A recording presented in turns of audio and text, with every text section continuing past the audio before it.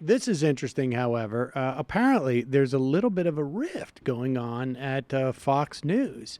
And maybe, I don't know. I don't know really how to make this. But, the prime time, and maybe Neil Cavuto's pissed because he seems to be the only person that Donald Trump has not hired off of Fox News to come and work in his administration or to advise him. I'm smart. But, how come?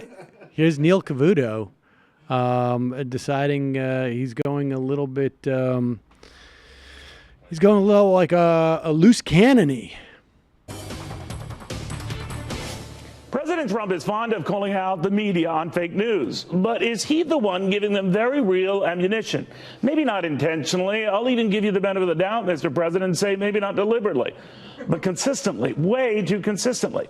So let me be clear, Mr. President. How can you drain the swamp if you're the one who keeps muddying the waters?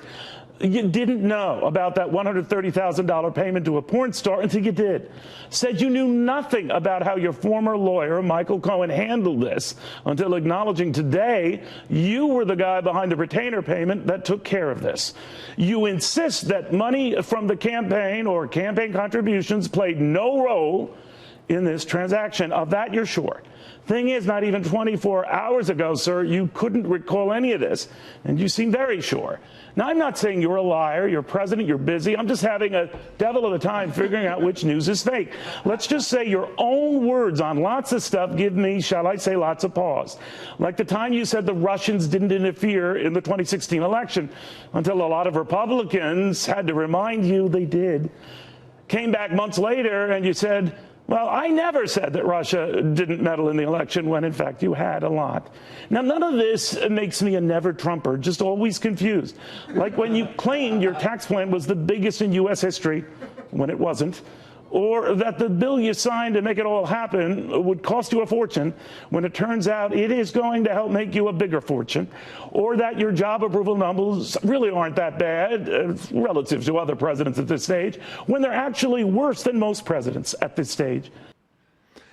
You mad. Somebody, well said. I'm really surprised he went after him on the cut claim.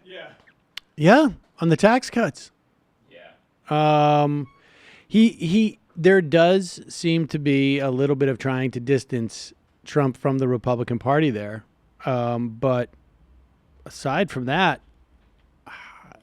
yeah, he's doing the Republicans a favor saying they reminded him about, not that I care about the Russia stuff, but that the Republicans reminded him that, yeah, wait, they did. Like, I don't think they've been that assiduous, to use a Miller word. I don't know what's going on with Neil Cavuto. Maybe he's trying to, maybe he's like, he got notice from Fox. Like maybe Trump was inside his ex-wife for 10 seconds. Somebody's living for you rent-free.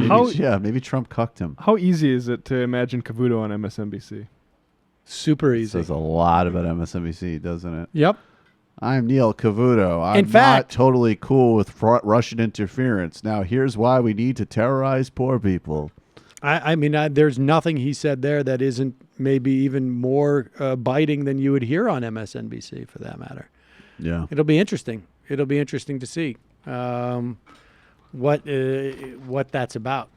But welcome to the resistance. There you go. Boom. The source. Sam.